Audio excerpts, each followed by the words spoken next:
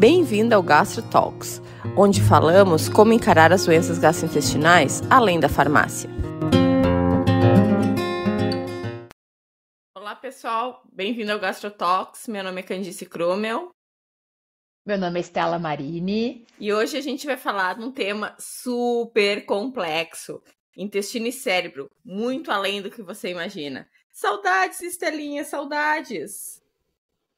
Que coisa boa, né, Candice? É sempre bom estar aqui conversando contigo e trazendo informação para os nossos ouvintes. E esse tema, ele é tão, como tu falaste, ele é complexo, mas ao mesmo tempo ele é tão interessante e cada vez mais nós temos hoje artigo científico. E eu penso que hoje, aqui no podcast, nós vamos tentar descomplicar o eixo cérebro-intestino, que tanto se fala, mas eu percebo que nós falamos de uma forma muito superficial. Não se questiona a existência dessa comunicação do cérebro com o intestino, não se questiona, porém, muitas vezes nós não temos clareza, afinal. Por que o intestino é chamado de segundo cérebro? Como funciona, afinal, o eixo? E é justamente isso que hoje eu vou tentar trazer para vocês nos nossos minutos aqui de podcast. Não, até a gente ia fazer esse podcast há uns 2 meses atrás e eu tinha dado uma estudada. Eu falei pra Estela, eu estudei uns 5, 6 artigos que eu lembro muito pouco, porque é muito técnico, muito técnico, mas o que me chama atenção é que é difícil estudar isso, porque o cérebro é difícil. Exato. Então, a maioria dos artigos são em ratos, a maioria dos experimentos, né? A gente tem pouca coisa em seres humanos. Não é uma coisa tranquila, assim, que tu vai lá, faz uma biópsia e daí tu vê o resultado da biópsia. Não tem, né? Exatamente. E ainda é tudo muito recente, são estudos dos últimos 10 anos. Então, e em medicina, 10 anos é muito pouco, né? Não, e é uma coisa até que eu acho que a gente tem que, tipo, talvez começar falando, e tu possa falar até mais que eu, já que tu vê mais essa coisa da medicina do estilo de vida, é porque, assim, começou tudo, né? Eu acho que com trabalhos com depressão e tudo mais. E eles começaram a ver. Na verdade, talvez começou tudo com a síndrome do intestino irritável. A síndrome do intestino irritável, Perfeito. que existia mesmo a relação entre intestino e cérebro. Mas daí se começou a ver que a síndrome do intestino irritável é uma manifestação. E que a gente tem manifestações, talvez, de alterações intestinais que estão modulando também doenças cerebrais, doenças psiquiátricas, né? Tanto doenças neurológicas quanto doenças psiquiátricas. Então, eu queria que tu falasse um pouquinho, assim, hoje em dia, qual é o peso dessas doenças, tipo assim, mentais? Vou botar mentais entre aspas para quem não tá vendo o vídeo, tá? Doenças mentais, entre aspas, aqui no Brasil, assim, no mundo, né? Eu até gosto, Candice, de substituir a palavra doenças mentais por saúde mental. Né? Então já era. Ainda existe. Né? Perfeito, muito estigma ainda, né, quando a gente fala em doenças mentais. Porque existe aí um espectro, né? Por exemplo, igual hoje na questão no transtorno autista, tem um espectro, né, de sintomas mais leves, outros mais importantes. Então, gosto muito desse, né, de nós usarmos o termo saúde mental. E é muito relevante essa tua pergunta. Estela, qual é o cenário da saúde mental no Brasil? Isso foi um dos grandes motivos para eu ampliar, quando eu comecei, né, a entender o quanto a nossa saúde mental de nós brasileiros ela estava precisando realmente de ajuda. Nós precisávamos olhar para ela. Foi quando eu comecei a me interessar mais pela medicina do estilo de vida e justamente pela questão de hábitos, de comportamentos, porque nós sabemos que isso reflete diretamente na nossa saúde mental. Então, desde 2019, a OMS ela faz como se fosse um ranking, né? Então, ela faz uma avaliação da saúde mental dos países. E o nosso país, o Brasil, é o número 1 em ansiedade e o 5º em depressão. E esse cenário não mudou nos últimos anos. Nós moramos no país número 1 em ansiedade no mundo e o 5º em depressão. E nós temos mais um dado muito preocupante, que nós somos o 2º país com maior incidência de burnout. Burnout é aquela exaustão física e mental associada ao ambiente de trabalho. O burnout nós só perdemos para o Japão. Então, veja o quanto nós precisamos olhar para a saúde mental dos nossos pacientes. Por quê? Muitas vezes, e aí eu justamente vou explicar por que eu comecei a trazer isso para o meu dia de consultório, questionar os meus pacientes. Porque muitas vezes o paciente vai nos procurar porque tem dor no estômago, porque está se sentindo estufado, porque tem sintomas intestinais. E nós fizemos endoscopia, colonoscopia, está tudo bem, mas o paciente tem dor, ele tem desconforto, ele não está bem, ele não tem uma doença, ele não está com câncer, ele não tem doença inflamatória intestinal, ele não tem nenhuma condição orgânica, mas ele não está bem, ele não está se sentindo com saúde. E aí, quando nós justamente entendemos o que é afinal ter saúde, é um completo bem-estar físico, psíquico, social. Então, nós precisamos olhar esses 3 pilares. Então, o bem-estar mental vem justamente influencia diretamente a minha percepção de saúde.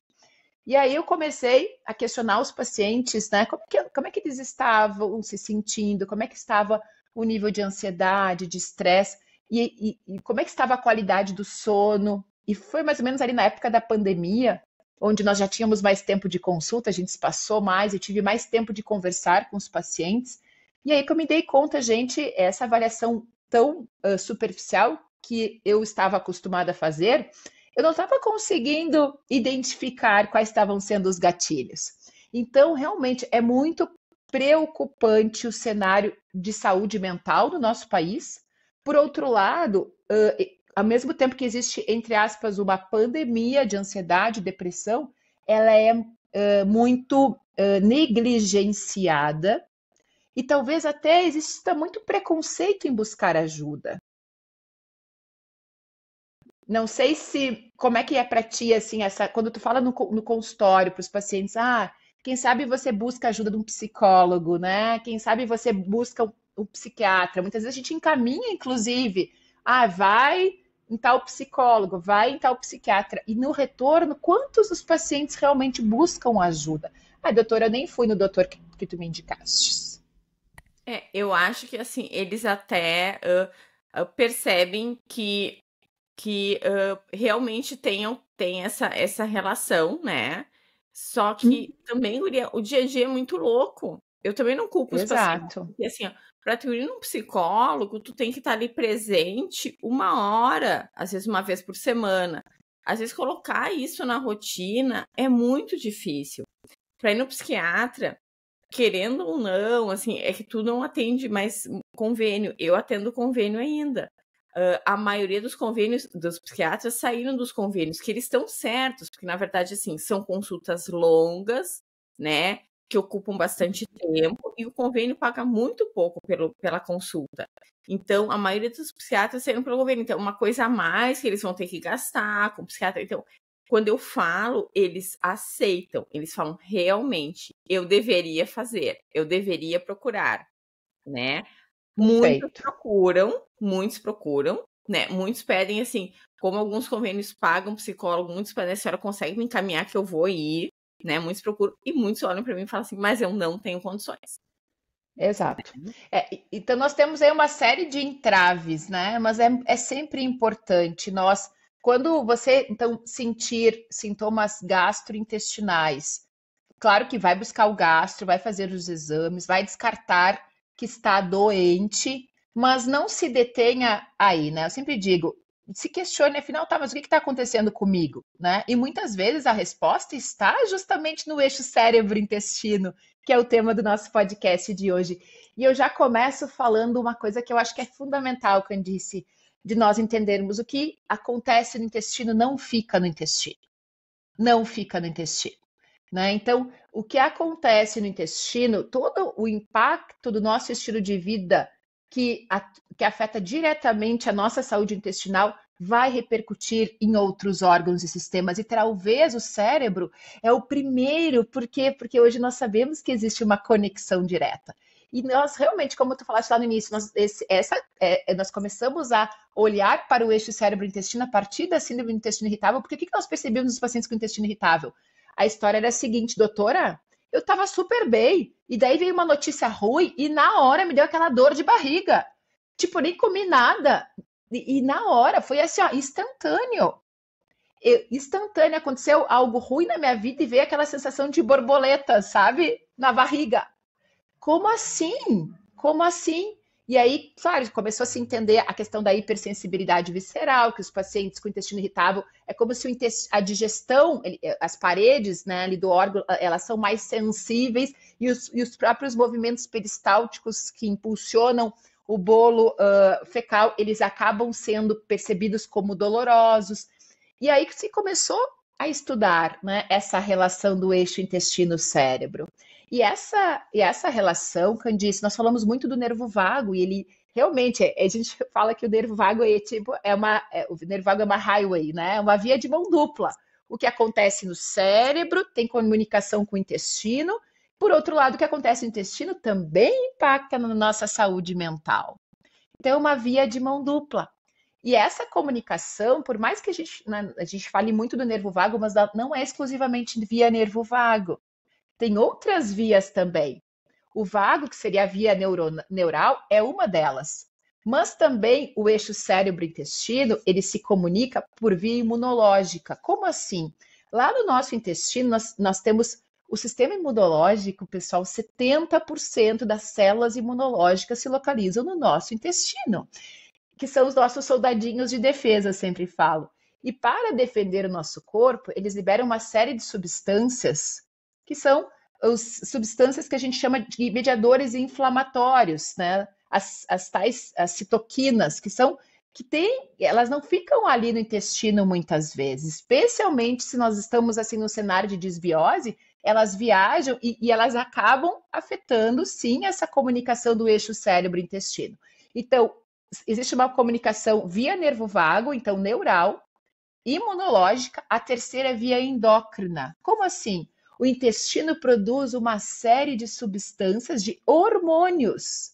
Nós temos lá células enterocromafins que liberam, né, já estão catalogadas mais de 30 hormônios. Claro que os mais conhecidos são o GLP-1, que é a saciedade, que dá na sensação de saciedade, o PYY, mas são muitos outros que são liberados. E que também age aqui, né? No centro da fome, no centro da fome seria a grelina, aquela do estômago, mas no centro da saciedade, principalmente, é essa comunicação também do eixo, através dessa comunicação do eixo cérebro-intestino. E os hormônios têm esse papel, então eles fazem o efeito à distância, né? Então, é uma substância produzida lá no intestino e que vai ter um efeito à distância. Mas não para por aí. E tem mais uma quarta via de comunicação, que é a via metabólica. Então, hoje nós sabemos que a microbiota intestinal, que é aqueles 100 trilhões de bactérias que habitam o meu intestino, que habitam o teu intestino, Candice, elas liberam substâncias fundamentais para a saúde mental, que são os ácidos graxos de cadeia curta.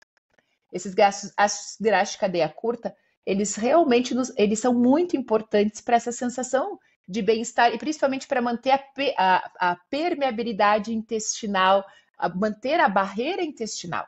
Nós temos dentro do intestino algo fundamental, que é justamente a barreira intestinal, que ela evita que mesmo tendo 70% do exército imunológico no intestino, que essas células imunológicas, essas células de defesa, essas citoquinas, elas atinjam a circulação. Então, elas caem lá na corrente circulatória sem necessidade, né? Mas, e ao mesmo tempo, isso também é outra coisa importante. Então, nós temos que ter essa permeabilidade. Claro que o intestino tem que ser permeável, sim, porque ele tem que absorver nutriente. Mas ele não pode ter essa permeabilidade, não pode ser excessiva. A barreira intestinal é que faz esse controle. Por outro lado, nós temos também lá no cérebro a barreira hematoencefálica, né? Então, ao mesmo tempo que eles se comunicam, eles têm as suas barreiras para que essa conexão não seja em demasia. Eu acho que é isso. Uma coisa assim que é legal, assim, que na verdade tem o papel do nervo vago ali na que a gente até falou em outros podcasts, né? Que é aquela coisa do simpático e do parasimpático, né? O parasimpático, ele se dá ali principalmente pelo nervo vago. a gente fala assim que para comer a gente tem que estar tranquilo, não tem que estar com o simpático ativado. Tem gente que está sempre com o simpático ativado, então tá gente sempre na adrenalina, e a pessoa não faz a digestão direito. A gente já falou um zilhão de vezes sobre isso, né? E daí tem um papel muito fundamental do nervo vago ali, mas o nosso sistema nervoso entérico, ele não é só o nervo vago, e ele também, né, faz essa influência. E o que eu acho muito legal do nervo vago é que, se a gente vai ver as vias que são do intestino para o cérebro, é 80%, né? E do cérebro Exato. 20%. Então, a impressão que dá é que o intestino, ele dá muito mais influência ali para o cérebro do que o contrário. Mas a gente não tem certeza, a gente só sabe que essas vias é isso, é 80% para cima, 20% para baixo. Mas a gente não tem certeza absoluta. E disso que tu estava falando dos ácidos graxos de cadeia curta, eu acho muito legal, porque alguns passam a barreira hematoencefálica, né? Assim, Exato. Produto, o nosso intestino, elas não passam a barreira hematoencefálica. Os ácidos graxos de cadeia curta passam. Inclusive, tem um negócio chamado micróglia, que é mais ou menos a sustentação ali dos nossos neurônios, assim, não é uma sustentação meio funcional, não física, tá? É física também, né? Mas ela é tipo uma coisa mais fluida, não é assim a base do negócio, né? É um negócio fluido onde ali está o nosso cérebro. É da arcabouço, né? O arcabouço, isso. E os ácidos graxos de cadeia curta são super importantes para manter essa micróglia saudável, né? Então, assim, é ali que na verdade, assim, se ele não estiver saudável, até, se eu não me engano, a encefalopatia hepática quando tem problemas nessa micróglia, entendeu? Então, isso ali tem que estar saudável. Perfeito. E até o acetato, que é o ácido graxo de cadeia curta, mais importante para manter essa micróglia saudável. Então, os ácidos graxos de cadeia curta que são produzidos no nosso intestino, eles passam a barreira hematoencefálica. E é bem importante. E eu acho que uma outra coisa que tu não falou, que tá junto ali nessas, né, é que, querendo ou não, a nossa microbiota intestinal produz também substâncias que vão atuar na síntese de neurotransmissores. Então, talvez a mais famosa dessas é o triptofano, né? Exato. Que a gente precisa de uma microbiota intestinal saudável, porque senão o triptofano, em vez de ir para a via da serotonina e da melatonina, ela vai para a via da quinurenina. É isso aí, perfeito. Perfeito. É uma via que também é importante para o nosso corpo, não é que ela é totalmente do mal, ela não é totalmente do mal, ela é também importante para o nosso corpo, mas ela é uma via inflamatória. Em excesso, ela é uma via que causa inflamação de baixo grau, crônica de baixo grau, uma via inflamatória, né? Perfeito. Então, Candice, justamente que bom que tu lembrou sobre isso, e é fundamental essa comunicação que nós temos do eixo cérebro-intestino através da produção de neurotransmissores. E aí nós temos o seguinte dado, né, então, que é recente, que 90% de toda a serotonina produzida no corpo, ela é produzida onde? Não é no cérebro, é no intestino. Mas por outro... Exato, mas não é só serotonina, é dopamina, é GABA, né? Então, mas a serotonina em especial, que nós sabemos a influência da serotonina no humor, até mesmo na questão da fome, do sono, nós sabemos que a depressão está associado muitas vezes à questão da redução dessa serotonina e o quanto ela impacta em todos esses pilares da nossa vida, né? Então, tanto no bem-estar, quanto no sono, quanto na fome. Muitas vezes as pessoas depressivas, elas têm ou pouca fome ou muita fome, né? Às vezes tem os extremos. Pois bem, eu vejo o quanto é importante nós entendermos, e aí vem a segunda questão que eu acho que ainda tem muito desconhecimento por parte da população, e não só a população leiga, mas também do nosso meio médico. Porque muito nós ouvimos assim, o intestino é o segundo cérebro. E eu já ouvi várias pessoas dizendo assim, o segundo cérebro, porque é o segundo órgão que mais produz serotonina. Não é por isso. Pelo contrário, é o órgão que mais produz serotonina. Mas, por outro lado, essa serotonina, ela é usada para o intestino e para mais alguns outros órgãos, mas ela praticamente, hoje já tem alguns estudos que parece que ela tem uma influência maior no cérebro, mas o principal papel da serotonina é o efeito local do intestino. É a motilidade, a sensibilidade do intestino. Essa serotonina produzida pelo intestino é usada pelas células do intestino. Mas tem até inclusive um trabalho que tu compartilhou comigo, que parece que existe hoje, já está começando a se entender que existe uma influência. Mas isso que a Candice nos trouxe dos ácidos graxos de cadeia curta, eles, como nós estávamos falando antes da barreira intestinal, que ela é fundamental, sim, e muito hoje nós sabemos que essa influência do intestino no humor, a influência do intestino na sensação de, né, subjetiva de fadiga, de cansaço, de problemas do ciclo circadiano, então no sono, tem a ver com neuroinflamação. E essa neuroinflamação tem a ver com o quê? Com justamente o leaky gut, que é o aumento da permeabilidade intestinal. Então, uma vez que eu tenho um intestino em desbiose, um intestino onde nós temos essa desorganização das bactérias intestinais, nós temos uma barreira de muco menos protetora, digamos assim, mais permeável, essas células inflamatórias acabam sendo justamente ativadas e por essas vias que eu falei, via neural, via sanguínea, elas vão chegar, esses mediadores inflamatórios, a nível do sistema nervoso central. E vai justamente atuar o triptofano, então, ele é um aminoácido essencial, ou seja, nós não conseguimos obtê-lo através, o nosso corpo não consegue produzir. Nós temos aminoácidos essenciais, que são os que a gente tem que obter através da dieta, e os não essenciais que o nosso corpo produz. E o triptofano, ele é um aminoácido não essencial, então nós precisamos, por isso que a dieta também tem um impacto muito grande na nossa saúde mental. Esse é um dos motivos. Porque de onde vem o triptofano? Vem de alimentos saudáveis, como proteínas magras, banana, cacau. Então, o que mais que tem triptofano? Lembra de algo mais que eu tenho esquecido? E aí, além do triptofano, né? Nós temos, então, nós precisamos ter esse intestino saudável para que o triptofano chegue no cérebro e aí o cérebro produza a sua serotonina. E aí, justamente quando nós temos a neuroinflamação, como nós falamos antes, é que o triptofano é desviado. Ao invés de ir para a via da serotonina, ele vai para a via da quinurenina, que é essa via inflamatória.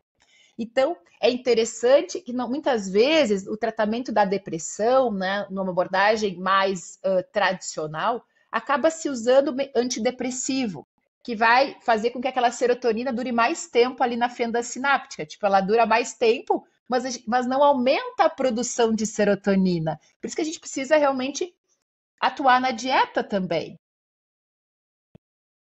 Porque assim... Essa parte da dieta é muito interessante. A do triptofano eu dei uma olhada aqui.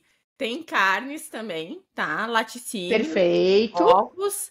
E tem em oleaginosas também, né? Oleaginosas. Então, castanhas, nozes e amêndoas. Para vocês verem assim, essa coisa de dieta, a loucura que é, que quando a gente come muito ultraprocessado e muito açúcar, a gente diminui os receptores de dopamina no cérebro.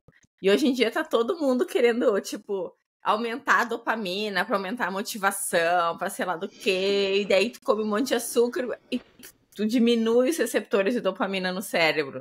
Então tu fica mais, como falaria meu filho, eu tô entediado. Exatamente. Não, a gente estava falando antes ali do negócio, dos neurotransmissores. Eu li uma frase que eu achei muito legal, que é assim, o intestino irritado é um cérebro irritado, né? Uhum. Quando a gente tem uma desbiose intestinal, obviamente que a gente vai mexer com tudo. Claro que esse termo de desbiose, a gente está ainda meio que galgando o que é, o que não é, né? Não tem uma definição ainda, mas é muito interessante. E eu tenho eu falo com meus pacientes no consultório, eu sou meio louca, né? Eu tenho uma teoria, tá? Eu tenho uma teoria não provada, mas é uma teoria. Porque às vezes tu pega um paciente com síndrome do intestino irritável e tipo, a pessoa se alimenta bem, tá fazendo exercício físico, tá tentando dormir direitinho, e ainda tem sintomas, assim, tem bastante sintomas. Eu tenho uma teoria que a quantidade de neurotransmissores, de receptores de dopamina, serotonina, no nosso intestino varia de pessoa para pessoa.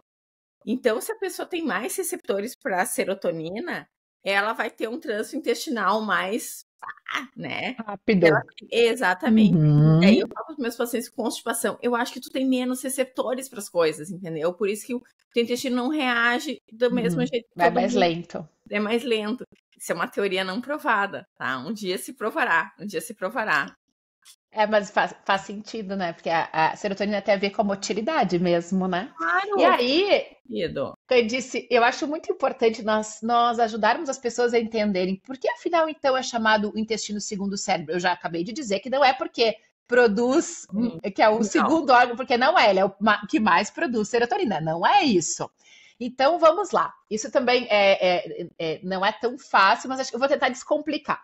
O intestino, ele tem um sistema nervoso, embora ele se comunique o tempo inteiro com o cérebro, ele tem um sistema nervoso próprio, chamado sistema nervoso entérico.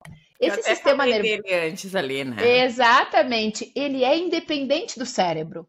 Então, ao mesmo tempo em que eles estão se comunicando, se daqui a pouco tem, né, tipo, vamos supor que a pessoa esteja, né, infelizmente em morte cerebral, o sistema nervoso entérico ele continua movimentando o intestino. Então, esse sistema nervoso entérico, ele é composto de 200 a 600 bilhões de neurônios.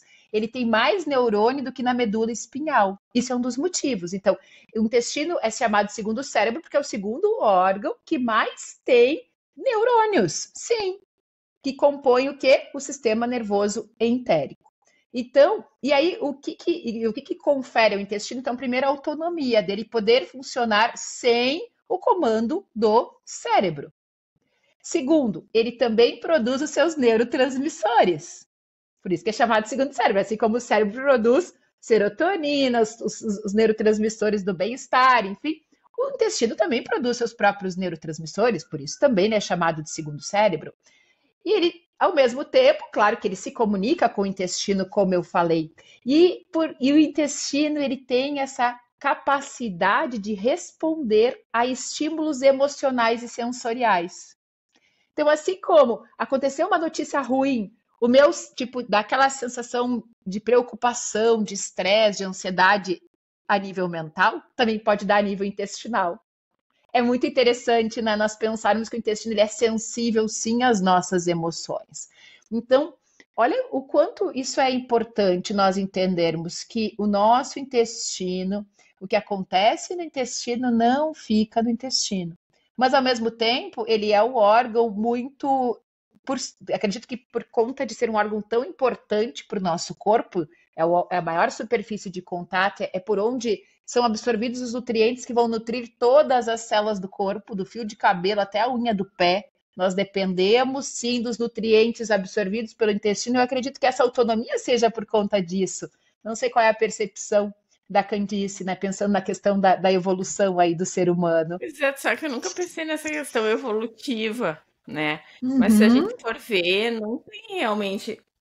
É que a gente. É que assim, quando a gente tem morte cerebral, tem.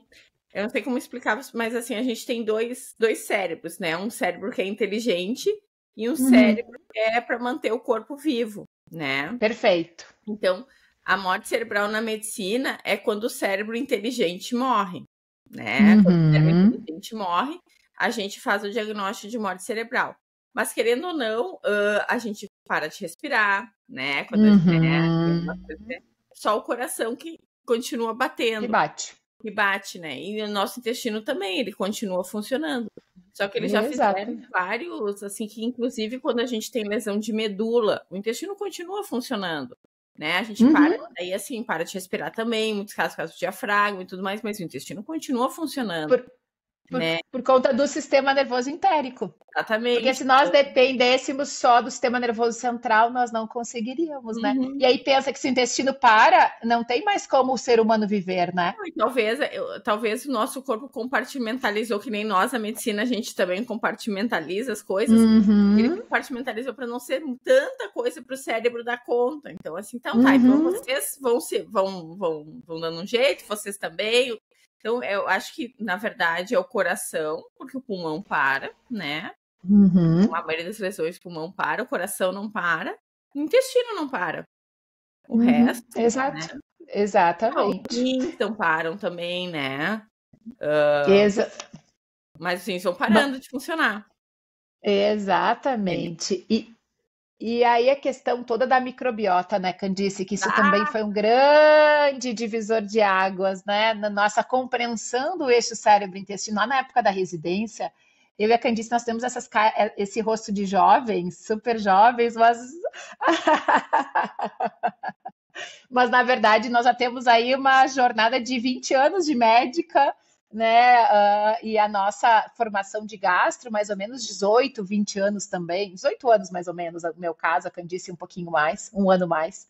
E aí, justamente naquela época, nós já falávamos da hipersensibilidade visceral, na dificuldade na acomodação, né, lá do intestino irritável, mas nós não sabíamos muito bem como é que isso acontecia. E aí, depois que nós começamos a estudar o eixo cérebro-intestino, e principalmente com todo esse conhecimento da microbiota intestinal, é que começou a ficar mais claro essa conexão, né? eu queria até vou te contar uma historinha, que eu não sei se eu já contei aqui. A primeira vez que eu fui, assim, na verdade a gente escutava sobre microbiota intestinal na faculdade, não é como se a gente não escutasse, a gente Uhum. escutava, mas era um negócio muito assim, tipo, olha, microbiota, e deu, Uhum. bom, tá? Daí, quando eu fui num primeiro congresso de gastro internacional que eu fui, que foi lá no Congresso Americano, no DDW, eu fui numa palestra que era assim, o que eu fiquei assim, ó, eu saí chocada, chocada, tá? Porque eles pegaram, e foi uma das primeiras palestras que fez, primeiros trabalhos que fez isso mesmo. Eles pegaram uns ratinhos e deram, tipo, uma ração ocidentalizada para os ratinhos. E os ratinhos engordaram. E deles deram uma ração topzera das galáxias para os outros ratinhos, e deles começaram a ver o nível de depressão nos ratos. Que eles veem assim, o quanto o rato brinca naquela rodinha, e quando coloca alguma coisa nova, quanto ele é curioso para descobrir as coisas novas. Eles Uhum. botam eles nos labirintos também para ver como é que eles vão para sair do labirinto. Então, assim que eles descobrem se o rato tá deprimido ou não. E claro que o rato, tipo assim, que tava com a dieta coisa, estava mais gordinho, ele estava mais deprimido que o outro ratinho. Daí eles pegaram o cocô daquele rato, tá? Uhum. Fizeram uma ração com aquelas fezes e deram pro rato comer, o magrinho. Deu o rato magrinho, ele deu uma engordada, não tanto quanto o outro rato, mas deu uma engordada. Mas ele ficou tão deprimido quanto o outro rato. Então, assim, Olha só. o fato dele não brincar na rodinha e não ser curioso não tinha uma relação proporcional com o peso dele, mas tinha uma Uhum. relação com a microbiota. Olha só. E eu saí daquela palestra enlouquecida. Tipo, microbiota é a coisa mais legal do Perfeito. planeta, sei lá, não tem, sabe? Mas e tu tem razão mesmo, né? Microbiota eu digo, é quase como se fosse um outro órgão, né? Depois que a gente começa a estudar a microbiota, É um as outro coisas começam. É é um o elo que planeta dentro faltava. da gente. É um planeta dentro da gente. Exato. Então, assim, eu digo que o eixo cérebro-intestino, nós já faz algum tempo que a gente já tem essa ideia, mas a microbiota, pensando no intestino como se fosse sendo um dos centros de controle junto com o cérebro do nosso corpo, a microbiota ela tem um papel essencial. Por quê? Né? E aí, qual é o impacto da microbiota justamente no eixo cérebro-intestino? Então, ela também, então, a microbiota, esses 100 trilhões de bactérias que habitam o nosso intestino, que daí nós temos as simbióticas, as patobiônicas e as comensais, como a gente sempre fala, né? Como se E não fosse um só bactérias, né? ecossistema. Os vírus, Não, exato. protozoários, fungos, Arqueias, bactérias. mas predominantemente bactérias, né? Elas são muito importantes, muito benéficas e realmente elas nos ajudam a manter o equilíbrio, como nós falamos.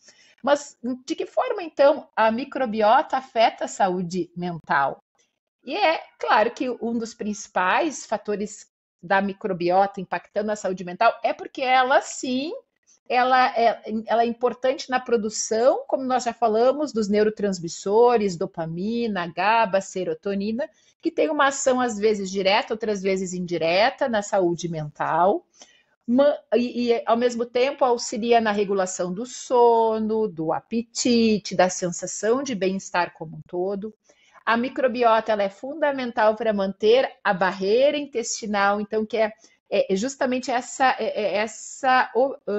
como se fosse mecanismo que vai definir o que vai penetrar na parede intestinal e o que não vai penetrar. E a microbiota, através da produção dos ácidos graxos de cadeia curta, tem essa função que também é importante, evitando assim a neuroinflamação.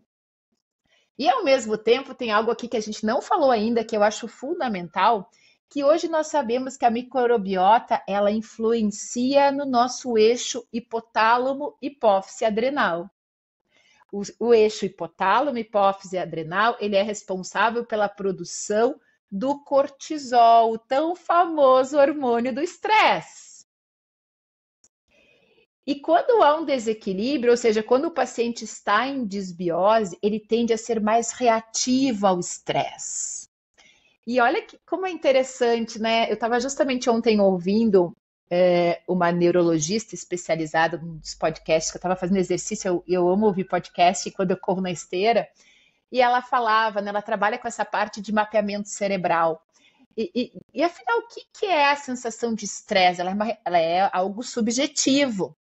A sensação de estresse é diante de uma situação, vamos supor aqui que caiu um raio agora na minha casa. A sensação de estresse é a minha reação, que ela é muito afetada pela o quanto aquele fato despertou o mecanismo de luta e fuga. Então, eu vou sentir que o estresse é maior se aquilo me deu um medo muito intenso, porque o meu corpo entendeu como uma ameaça. Então, que pode ser diferente para a candice. Então, e hoje nós sabemos que a microbiota intestinal tem um impacto muito importante na regulação também da liberação do cortisol. E cada vez mais existe embasamento científico, né, Candice? Cada vez mais revistas realmente muito confiáveis, porque a gente tem que cuidar um pouco essa questão do meio científico, porque nós temos revistas muito confiáveis, outras nem tanto, que daí tem, né, enfim, umas revistas muito, mas eu vou te muito falar, boas, né? Eu tô estudando microbiota há um pouquinho mais de tempo que tu, né, Estela, assim, né? E o que acontece? Eu acho que agora que as revistas confiáveis estão começando a ter artigos. Então, concordo plenamente. Se tu queria estudar, tu tinha que estudar no que tinha. Exatamente. Né? Que eram revistas que não eram conhecidas e que não eram muito confiáveis, mas tu lia, daí tu pensava assim, isso aqui faz sentido, isso aqui não faz muito sentido, e tu ia indo assim, né?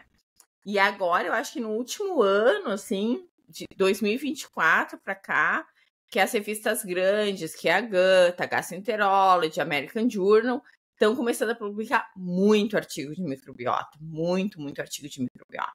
Exatamente. Quase não tinha. Perfeito. Então, tu tinha que estudar pelas revistas que estavam publicando, né? Agora que elas começaram a publicar. Então, tem isso também. E que eu acho também da questão da microbiota. Então, assim, a gente sabe que, como tu já falou, as bactérias produzem os neurotransmissores. A gente vê também, que o que o nosso corpo absorve de nutrientes passa pelo crivo das bactérias intestinais. Então, perfeito. A gente não é o que a gente come, a gente é o que a gente absorve, né? Exato. Então, às vezes, tu tá comendo negócio saudável, mas tu fermenta aquilo ali antes de ser absorvido, e tu nem absorveu alguma coisa, ou as bactérias intestinais pegam aquilo e transformam em outra coisa, fazem um metabólito daquilo que tu tá comendo, e tu absorve o metabólito, que pode ser bom, pode ser ruim, né? A gente, como tu já falou, tem a parte da barreira intestinal, então tem um marcador que a gente não consegue fazer na clínica, nem se empolguem, que é o LPS, que ele faz parte da parede das bactérias gram-negativas, tá? Quando a gente tem um LPS aumentado no sangue, mostra que tu tá com um problema na barreira intestinal, porque tá vindo LPS. Então, eles viram que pessoas que têm ansiedade e depressão, principalmente depressão, têm LPS aumentado na corrente sanguínea. Então, parece que essas pessoas têm também um problema na barreira intestinal. Ainda não sei, não lembro se o LPS foi encontrado no cérebro ou não tenho certeza, tá? Mas na corrente sanguínea foi, né? Tem. Tinha certeza absoluta? Exatamente. E o LPS, então, os lipopolissacarídeos presentes, né, no cenário de disbiose, então, um paciente que não está com saúde intestinal legal, e muitas vezes por conta de uma alimentação não saudável, uma alimentação rica em ultraprocessados, em aditivos químicos, como nós falamos, mas não é só isso, também o estresse impacta, né? O sono. O que acontece? Acaba realmente ultrapassando, ele consegue sim, e inclusive ele é um dos motivos para que a serotonina vá para a via inflamatória, os lipopolissacarídeos, né, que vai para a via da quinurenina. Então, sim, ele ultrapassa. É. E também, assim, ó, as medicações que a gente toma também, né, gente, elas passam também, às vezes, por metabolismo na microbiota. Então, a gente, às vezes, né, nem tudo que a gente botou na boca entra na corrente sanguínea, assim, como a gente, né, pretende. Inclusive, isso que a gente tá falando do triptofano, tá? Então, às vezes, as pessoas estão tomando o triptofano para melhorarem a produção de serotonina e tá indo para outra via. Tá indo para outra via. Então não é, né? Na medicina eu sempre brinco, 1 mais 1 não é 2, cara, não é 2, é muito louco, né? E isso é lindo dentro da medicina, porque não seria assim uma ciência exata, né? E nós não somos ciência exata. Só que às vezes eu queria que assim, ó, tipo, tu lê no livro, faz tal diagnóstico, dá tal remédio, o paciente responde assim. Daí esses dias eu dei amitriptilina para uma paciente com diarreia, com síndrome do intestino irritável, e ela chegou e falou assim, não deu para tomar, eu fiquei muito ansiosa, eu não conseguia dormir de tanta ansiedade. Eu falei, por isso que eu digo, né, pessoal, por mais que hoje a gente tenha toda a questão da inteligência artificial e muitos pacientes estão chegando assim, né, já, doutora, eu botei lá na IA e a inteligência artificial disse que o meu diagnóstico é tanto. Ela se baseia em algoritmos. Ela não consegue, ela vai se basear em algoritmos, ou seja, o que é mais esperado, o que é mais comum na população, mas os fatores que influenciam e que ao mesmo tempo tornam a candice única, ela não consegue ter toda essa avaliação completa. Por isso que eu digo, eu tenho até disponível lá no meu prontuário a inteligência artificial, poderia usar, eu não uso. Eu gosto de eu ouvir meu paciente, eu faço os meus registros, eu monto meu raciocínio clínico, porque à medida em que eu estou ouvindo, eu estou colocando tudo isso, não é só o que os guidelines colocam, né? Que daí o guideline é mais ou menos isso, 1 mais 1 é 2, colocando que todo mundo funciona igual, mas não é assim. Não, isso que a gente já, talvez a gente comenta entre a gente, eu não sei se a gente comenta aqui no podcast, que eu e Estela, claro que a gente lê todos os guidelines, entendeu? Mas eles não têm todas as respostas. Então, se a gente for criar só guidelines de tratamento, nosso paciente vai ficar muito restrito, mas muito, muito restrito, sabe? É tipo assim, a gente dá um negócio, a pessoa fala, chega dizendo que nem a minha paciente chegou, dizendo, olha, não funcionou, eu vou dizer assim, então tá. Exato. Acabou. Acabou. E aí, Candice, vem muito ainda algo que é crescente dentro da medicina, e isso eu sinto muito orgulho do nosso trabalho aqui, que é olhar trazer esse olhar além da farmácia. Porque parece que agora que nessas diretrizes está se falando mais do impacto do estilo de vida. Porque antes a medicina era muito focado em doença, em remédio para combater a doença. Hoje nós estamos, né, numa era onde nós já entendemos, nós temos uma pandemia de doenças crônicas não transmissíveis e que não está lá no código genético a explicação. Então, os esforços, se nos anos 2000 esforços eram desvendar o código genético e investir em terapia gênica, agora a gente já entendeu que não está lá, não está lá. E aí nós acabamos mudando o foco para epigenética, mas isso ainda tudo é muito novo dentro da medicina, esse conhecimento. E aí, justamente, o quarto ponto que eu gostaria de trazer hoje aqui para o podcast é o que afinal influencia esse eixo cérebro-intestino. Não se tem dúvida de que ele existe, não se tem dúvida da importância de nós termos sim um bom funcionamento desse eixo para que a gente sinta bem-estar físico, psíquico, social, né? Baseado no que nós conversamos aqui, nós já entendemos que se essa comunicação não está legal, claro que sim, ele manifesta no físico, e aí estão nossos pacientes com síndrome do intestino irritável, né? que eles têm sintomas viscerais tão ou até mais intensos, às vezes, do que as pessoas que têm doença orgânica. Não, tu sabe que até estava lendo, né, nesses artigos, que se pegar os pacientes com síndrome do intestino irritável, 50% tem ansiedade, que é muito alto, né? E se tu pegar os pacientes com ansiedade, eles têm 3 vezes mais síndrome do intestino irritável que a população em geral. Então, Perfeito. Não tem como dizer que essas doenças não estão ligadas, não tem. Tanto que na faculdade a gente aprendia, olha, tu tem que ver porque o paciente é depressivo ou ansioso. Não, claro que não é todo mundo, a gente já viu que não dá para, né, generalizar, claro. Mas elas estão conectadas, né? Até no Congresso de Funcional, um ponto que eu achei bem interessante, ano que vem vai ser publicado o Roma 5. O Roma justamente traz os critérios diagnósticos, né? É tipo como se fosse o DSM lá na psiquiatria.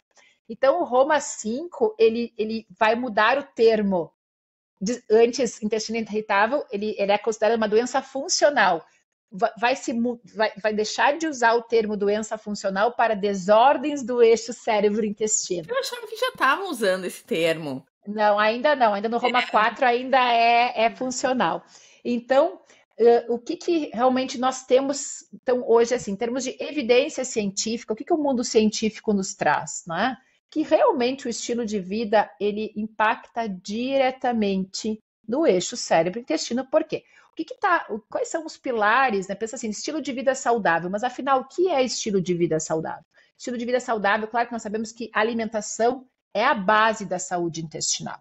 É o que mais modula a microbiota, é o principal fator modificável que realmente influencia na microbiota. Os estudos com alimentação nos mostram que uma dieta tanto boa quanto ruim, em 2 dias já tem impacto na microbiota intestinal. 2 dias. E isso é uma das dificuldades no sequenciamento da microbiota, porque vamos supor que hoje eu coletei minhas fezes. Aí até vira o resultado daqui a 15 dias. Se eu mudei a minha alimentação, daqui a 15 dias, quando vier o resultado, aquilo já não talvez já não represente mais a minha microbiota. Então, olha como isso é importante, né, Candice? Então, nós entendermos a alimentação tem um papel central. Sim, mas não é o único fator que influencia a saúde da microbiota e o eixo cérebro-intestino. E falando aqui em alimentação, qual é a alimentação que a gente deve, então, priorizar para nós termos boa saúde intestinal e mental? O estudo o padrão alimentar mais estudado e, digamos assim, com maior benefício, sim a alimentação do Mediterrâneo, e aí eu já convido vocês a ouvirem o podcast 43, que foi sobre esse tema, mas dentro da alimentação do Mediterrâneo, tem uma específica para a saúde mental, que é a dieta Mind. Não sei se tu já ouviu falar, Candice. A dieta Mind não vi. É uma adaptação, né? Então tem bastante estudo dentro da psiquiatria nutricional. É um ramo dentro da psiquiatria que não é focado só em remédio, mas sim na parte da nutrição. E os principais estudos vieram lá da Austrália. É muito interessante que o Guideline de depressão na Austrália, ele está lá muito claro que além de casos de depressão mais leve, além de psicoterapia, também deva se olhar para terapia nutricional. E aí, a dieta Mind, o que ela orienta? Que o ideal, que para os pacientes que têm, né, que buscam saúde mental, ela é uma mistura da dieta do Mediterrâneo com a dieta DASH. A dieta DASH é a dieta para hipertensão, onde principalmente se tem um cuidado com a questão do consumo do excesso de gorduras. Mas assim, de uma forma prática, né? Que eu acho que esse é o objetivo aqui do nosso podcast, é trazer informação que seja aplicável para a nossa vida. Se nós estamos buscando saúde mental e intestinal, o que a gente deve tentar incorporar, introduzir da nossa dieta? Alimentos fontes de ômega 3. Que daí vem principalmente os peixes, mas não é qualquer peixe, especialmente os peixes mais gordos e de águas frias, como o salmão, como a sardinha, o atum, a truta. Então, o ômega 3, ele é muito importante. Além disso, as gorduras monoinsaturadas, como o azeite de oliva e o abacate. Então, colocar mais azeite de oliva na salada, e a Bianca nos ensinou lá no podcast que para o cozimento também deve-se usar o azeite de oliva extra virgem. E o abacate também é uma fruta importante que ela é rica nesse tipo de gordura, que ela é muito boa tanto para o intestino quanto também para o cérebro. Incluir alimentos que tenham antioxidantes, e aí vem as frutas vermelhas e as frutas roxas, que são muito boas para a saúde da microbiota e para a nossa saúde mental. E aí, aqui na nossa região, claro, daí vem frutas vermelhas, né? Daí vem morango, framboesa, amora, mirtilo, mas também jabuticaba, que são as frutas roxas, né? Uva. E sobre a uva tem uma questão muito importante, que o antioxidante principal da uva está na casca da uva. Então tente comer, né, sempre que possível, a casca da uva para você ter maior benefício para a sua saúde.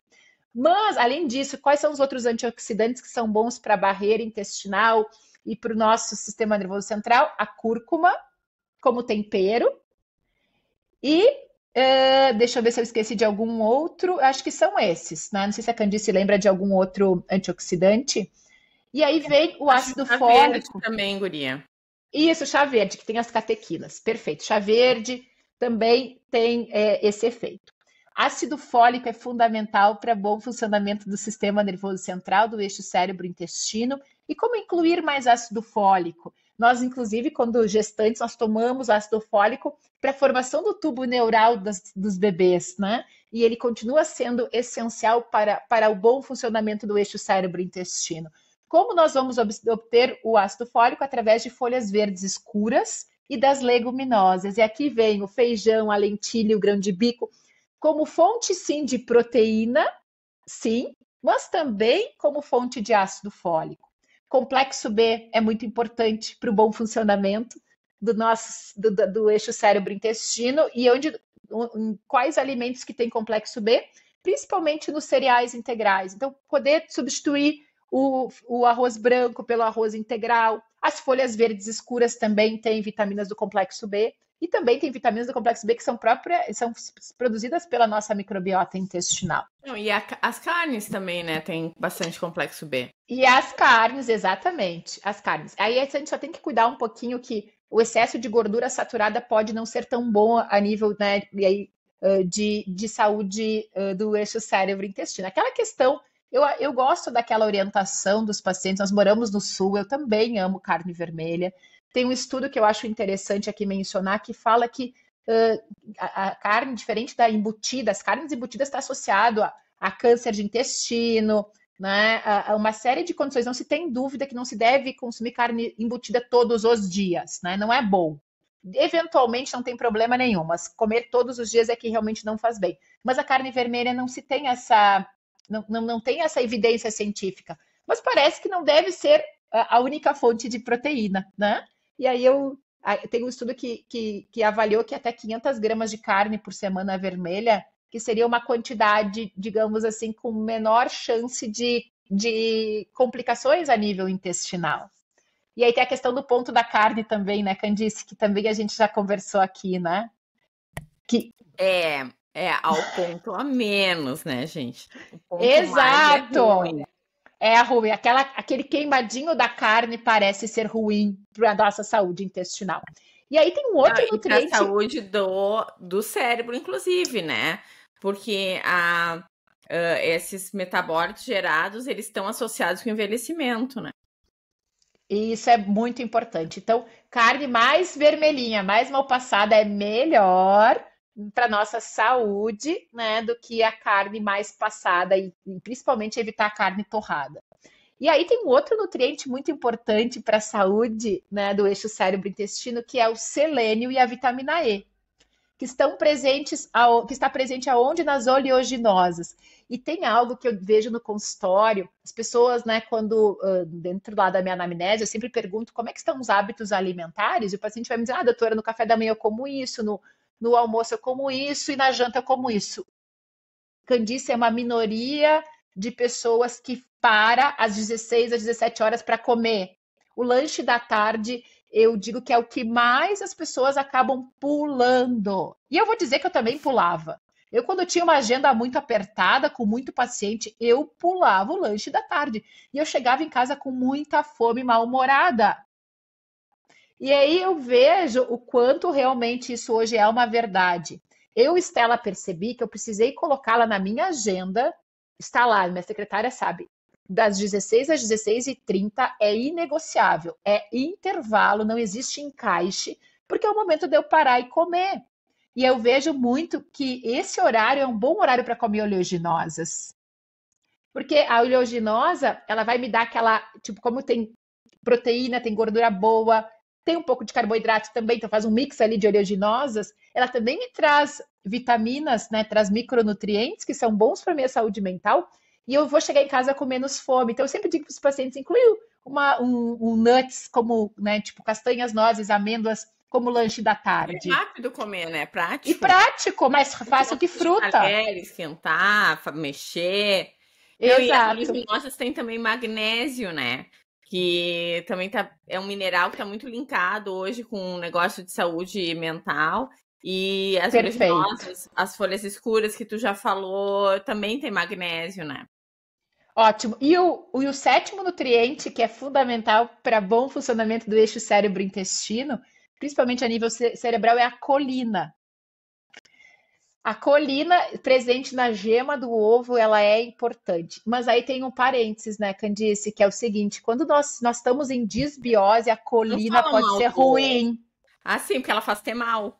Exatamente. Então, por isso que é importante, dentro de uma alimentação equilibrada, rica, onde a base da alimentação é frutas, é verduras, é legumes, é arroz integral, é feijão. Isso é a base da minha alimentação, né? As oleaginosas, como eu falei. Claro, eu vou comer carne, se possível, carne magra. Eu vou incluir o ovo, que é fonte de colina, mas não uma alimentação que seja só, por exemplo, a base de proteína e com poucas fibras, porque daí sim a gente pode ter um efeito contrário. E falando fibras, a gente já falou no último podcast, inclusive, né? Que diferentes dietas, que querendo ou não, se a gente falar em intestino, a gente vai ter que falar nos carboidratos não absorvíveis, nas fibras. E até eu falei assim que nossas bactérias também comem proteínas, elas também comem gorduras, mas que as bactérias boazinhas, né, as simbióticas, elas gostam de carboidratos não absorvíveis, né? Exato. Quando a gente tem um excesso de gordura, excesso de proteína na dieta, a gente acaba fazendo uma microbiota mais inflamatória. Tá? Que são as proteobactérias, né? As proteobactérias, isso. O que acontece? Às vezes a gente está com excesso de bactérias fermentadoras de carboidratos, então é até bom fazer uma dieta mais low carb durante um período para tentar. Só que isso aí, a gente não tem esses dados na vida, gente, tá? Então, assim, a Estela falou, eu eventualmente peço um estudo de microbiota intestinal para os pacientes, sabendo que de uma semana para outra pode ser totalmente diferente. Já muda, tem muitos fatores, né? Mas eu pego assim uma microbiota que tem muito firmicutes, muito bactéria. Tá, vamos fazer, quem sabe, uma low carb um mês para tentar dar uma regulada. Mas são casos específicos, né? E assim, querendo ou não, Estela, para os pacientes com esteatose hepática, eu acho que a low carb, ela é boa, tá? Para os pacientes com esteatose hepática, eu acho que a low carb é muito boa. Talvez não para o resto da vida, talvez durante um período, né? Só que às vezes, low carb não é no carb, né? São coisas... Exato. Porque as folhas podem entrar na low carb tranquilo, né? E justamente porque na esteatose o tratamento é diminuir peso. E a low carb parece que a curto prazo ela consegue baixar mais o peso. O problema é que ela não é sustentável, né? Mas essa é a questão. Período depois tu entra na Mediterrânea. Às vezes o paciente precisa desse estímulo inicial porque ele está tão desacreditado que ele é capaz de perder peso. E aí, muitas vezes, ele precisa desse estímulo inicial, então pode ser uma boa estratégia. Mas, Candice, nós já estamos, né, nos encaminhando para o encerramento, e eu acho importante só mencionar os outros fatores. A alimentação é o principal. Sim, do estilo de vida, pensando no eixo cérebro-intestino, fundamental, a alimentação é a base de uma boa comunicação, de realmente desse eixo cérebro-intestino estar comunicando de uma forma, eu digo, né, organizada, de uma forma sinérgica, né, de uma forma realmente equilibrada. Porém, não é só. Então, o que mais influencia no eixo cérebro-intestino? O gerenciamento do estresse. Então, tentar reolhar nossas agendas. O que está demais na minha agenda? O que está me impedindo de ter um intervalo do almoço para eu ter uma refeição mais tranquila? Para quem sabe, porque eu me dou conta que eu tendo um intervalo maior de almoço, eu já começo o dia menos estressada, mas se no almoço é uma correria, esse nível de estresse da manhã ele vai só aumentando. E chega no fim da tarde, o nível de estresse está alto, eu estou cansada. E muitas vezes é um momento, nós, por exemplo, que temos, né, família em casa, é um momento, muitas vezes, de convívio com a família, tu vai chegar numa condição que tu vai chegar mal-humorada, né? Vai chegar estressada, cansada. Então, o quanto é importante nós tentarmos esses momentos, fazer momentos de pausa ao longo do nosso dia. E quem sabe nesse momento de pausa incluir um momento sim de nutrição, mas sem o celular, né? A gente sempre fala isso, para nós podermos realmente degustar aquela comida. Além disso, o sono, o ciclo circadiano, ele exerce um papel fundamental. Super importante, Uri. Exato, faz aquela limpeza a nível cerebral, inclusive, né? Então, o sono reparador, né? E aí a gente sempre fala da questão de não levar o celular para a cama porque impacta na produção de melatonina. E quantas horas? De 7 a 9 horas é o recomendado. O outro pilar é evitar as substâncias tóxicas, principalmente reduzir o consumo de álcool e não fumar. Também é fundamental para uma boa comunicação do eixo cérebro-intestino. E o último pilar, mas não menos importante, é a atividade física. Através da atividade física regular, trazendo mais movimento para o nosso dia, e não necessariamente exercício físico. Exercício físico é aquele exercício que é programado. Eu vou na academia, isso é exercício físico. Atividade física é qualquer atividade que me tire do sofá. Então, eu conseguir aumentar a quantidade de movimento no meu dia, ficar menos tempo sentado, menos tempo no sofá, eu subo escada, eu deixo o carro mais longe, eu caminho mais, eu vou na padaria a pé. Tudo isso também vai ajudar no nosso eixo cérebro-intestino. Legal. E eu acho, assim, desses dois que eu acho mais, pra mim, o que faz mais, que eu vejo que faz mais diferença é o sono. O sono Perfeito. É um negócio muito louco. Fica uma noite sem dormir, tu fica meio mal-humorada. Segunda noite sem dormir, eu não aguento meus pensamentos. Eu sou que nem você, né? Eu tenho 9h30, desligou, tu me conhece, sabe que eu sou matutina. 9h30, 10 horas, a Estela morreu, eu tenho que dormir. Né? Meu marido sabe também que aqui em casa eu realmente venho mau humor, mas não é nem no outro dia, é à noite mesmo, né? E nós sabemos realmente que essa disfunção do eixo cérebro-intestino, quando não está, como nós falamos, né? Não está equilibrado por conta da desbiose, tem um impacto sim no humor, no foco, na memória e sim, aumenta, né, ansiedade e depressão. Então, olha a importância. A melatonina, a produção de melatonina também faz parte dessa via. Perfeito. O alto é uma coisa que desregula, né, essa via. Então, tá tudo junto lá dentro. Nossa medicina que a gente gosta de compartimentalizar para ser mais fácil de estudar, mas tá tudo junto. Exato. Então, tá, e a mensagem final é: cuidar do intestino é também cuidar da mente. Pessoal, não esqueçam disso. Ah, gostei. Vou botar no coisa do podcast, né, na chamada. Então tá, pessoal. A gente tá no Spotify, né? A gente tá no YouTube. Vocês podem nos encontrar também nas redes sociais. Fala aí, Estelinha. O meu Instagram é Estela com S mudo Marini Gastro. E o meu é candicecrumel.gastro. Então tá, beijo, Estela. Beijo, Cam. Beijo, pessoal. Muito obrigada. Tchau.